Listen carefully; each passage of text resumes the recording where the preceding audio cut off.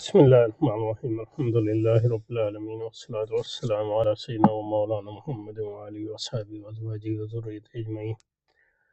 اللهم ربنا أرنا الحق حقا وارزقنا اتباعه وأرنا الباطل باطلا وارزقنا اجتنابه. اللهم أرنا حقائق الأشياء كما هي. اللهم ربنا زدنا علما وعملا وإخلاصا يا رب العالمين. اللهم انصر أولياءك في غزة، اللهم انصرهم على عدوك وعدوهم إنك على كل شيء قدير. اللهم فرج عنا وعن إخواننا في غزة وفي كل مكان. اللهم نفس كربنا وكربهم وثبت أقدامنا وأقدامهم والطف بنا وبهم يا أرحم الراحمين يا رب العالمين. وصلى وسلم على سيدنا محمد وآله وأصحابه وأزواجه وذريته أجمعين. Okay. So we are continuing our reading of Iqbal's Reconstruction of Religious Thought in Islam, and today we are going to look at his discussion of the ontological argument. So the ontological argument, which has been presented in various forms by various thinkers, has always appealed most to the speculative mind.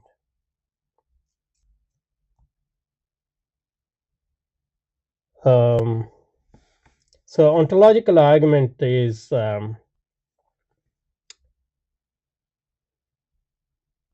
not the main argument, for example, in Ilm al-Kalam, and even traditionally in Christian theology, Thomas Aquinas rejected it. And as I said previously,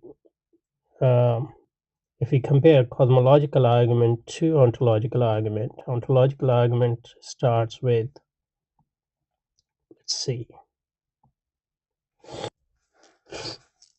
So if you compare cosmological argument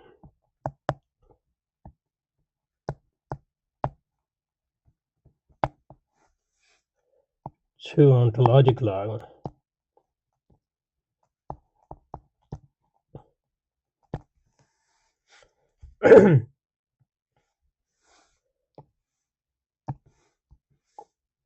cosmological argument starts with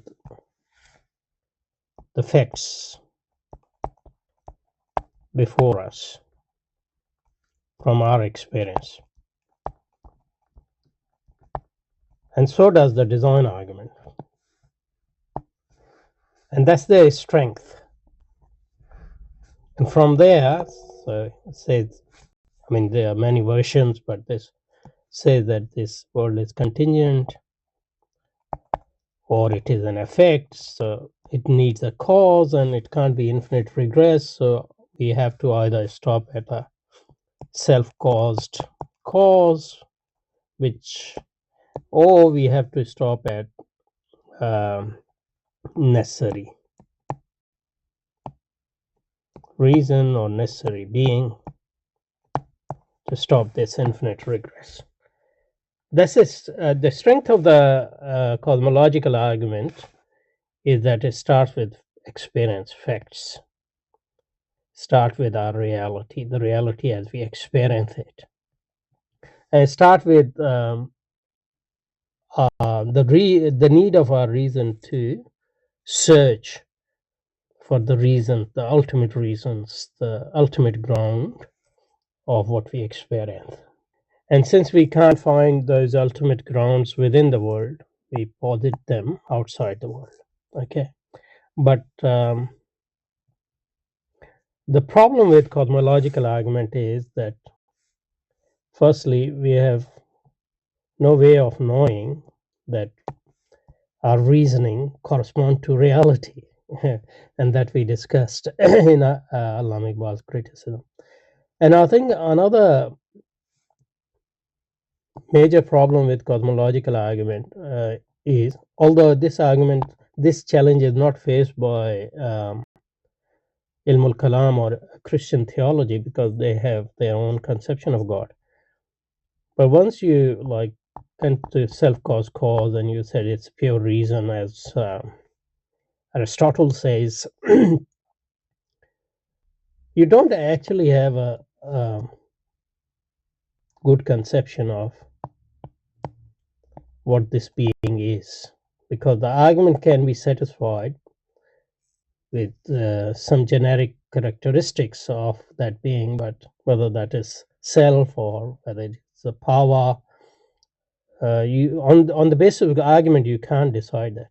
So although cosmological argument is in search of a ultimate being, it doesn't really have any positive conception of that ultimate being. It can mostly it can say that just negate the limited world we experience and project perfection to that being, but those are really negative characteristics, because we are just negating our experience being and projecting it onto that being which we think is the cause of this experienced reality, but we actually don't have a positive conception of um, that ultimate being. Ontological argument, on the other hand, its strength is the weakness of the cosmological argument. Its weaknesses are the strength of the cosmological argument, and I'll explain that in a minute, what I mean by it. Ontological argument, on the other hand,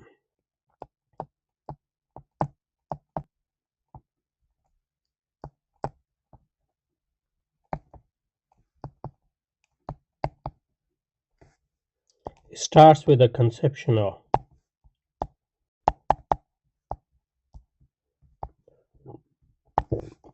supreme being,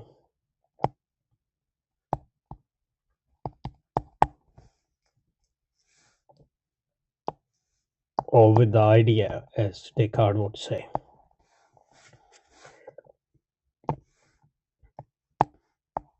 And from this idea, it posits its existence.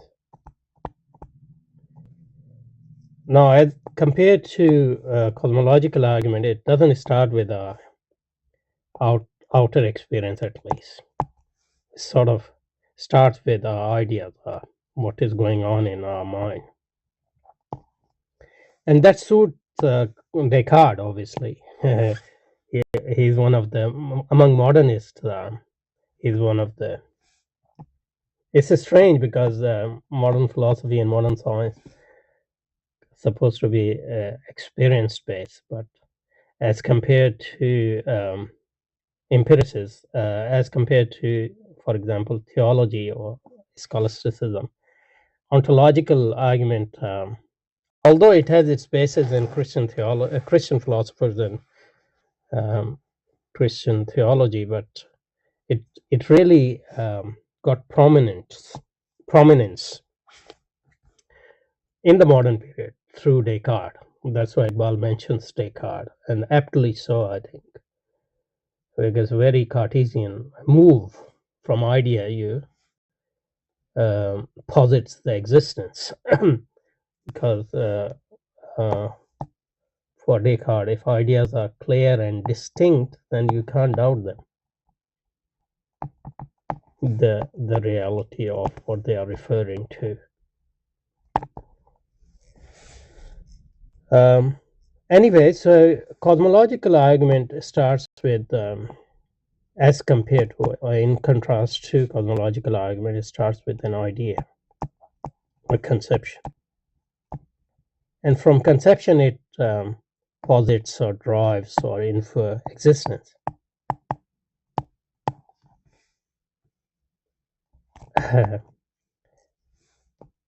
But it has the reverse problem, in the sense that, or the same problem, that even though you have an idea, similar problem, even though you have an idea, there's no way to actually empirically verify that this idea actually exists in reality. You are just saying that it should exist because that's how our mind thinks. In the cosmological argument, you had this problem, but you had also a problem that you didn't have a very good positive conception of ontological argument, positive conception of supreme being. But in ontological argument, we can assume that there's some sort of positive conception, but because it's starting with the conception itself. or at least it is claiming, because it is in Descartes' version, for example, it has bracketed our experiential reality. And for Descartes, our experiential reality has less certainty than our mental reality of ideas in our own mind, as long as they are clear and distinct. So it suits Cartesian worldview, the structure of the argument anyway. So in that sense,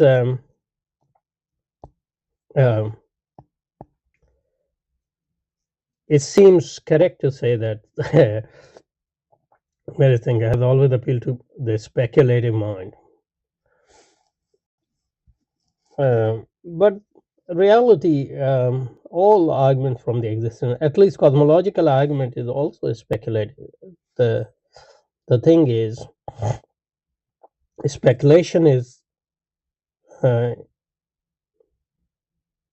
although, I mean, it's true to a certain extent, this claim, and I've already basically explained it, but I'll just say a few words directly about this. So Iqbal says that ontological argument is always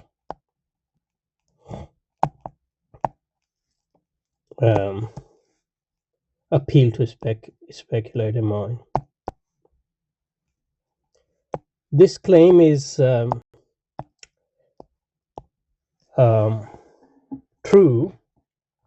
fair, to the extent that, as I said, in Cartesian system, and Descartes is one of the greatest proponent of the argument in modern times,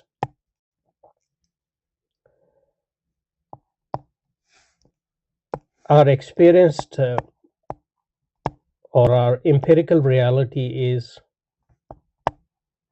less certain than our own mind and what is going on in our mind. And so to that extent, any argument stemming from that sort of methodology can be dubbed as a speculative argument. So he brackets the existence of empirical reality or reality outside us through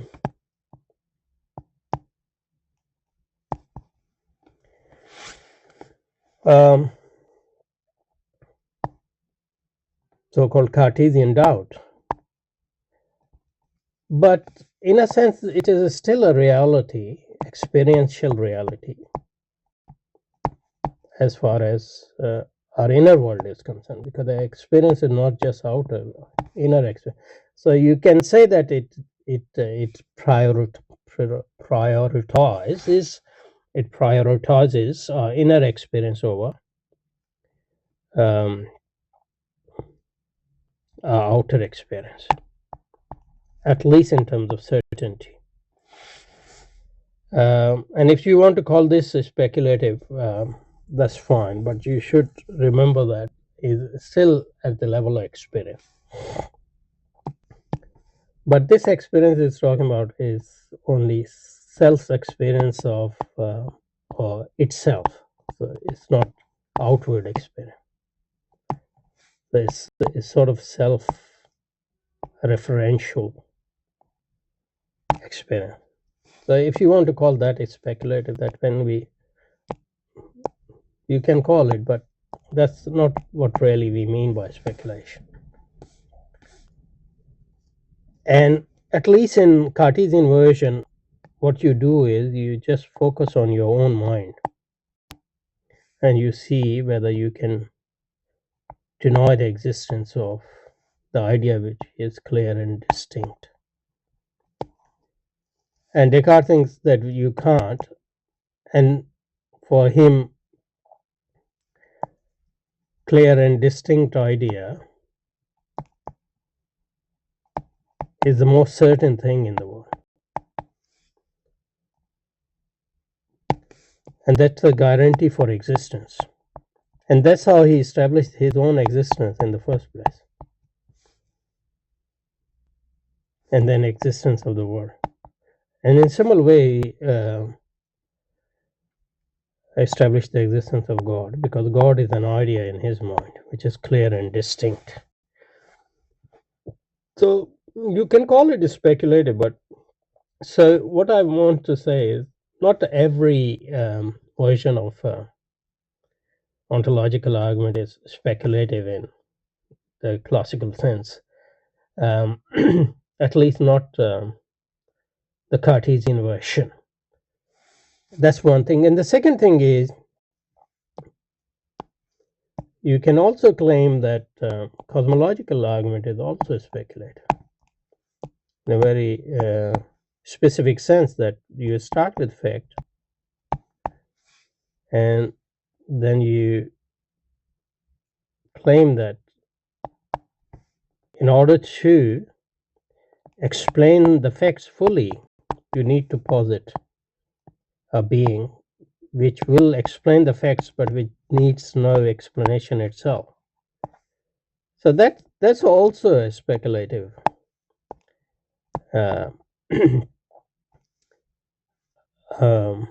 move. In fact, more speculative than ontological versions of Descartes. So it depends on what you mean by speculation. So I'll accept Allama Iqbal's claim here, but with all this detour, as a detour. Yeah. So the ontological argument which has been presented in various forms by various thinkers has always appealed most to the speculative minds. Okay, so we'll stop here today, inshallah. Subhanakallah wa bihamdika nashhadu an la ilaha illa anta nastaghfiruka wa natubu ilayk. Wa salli wa sallim ala sayyidina Muhammadin wa ala alihi wa ashabihi wa azwajihi wa dhurriyyatihi ajma'in bi rahmatika ya arhamar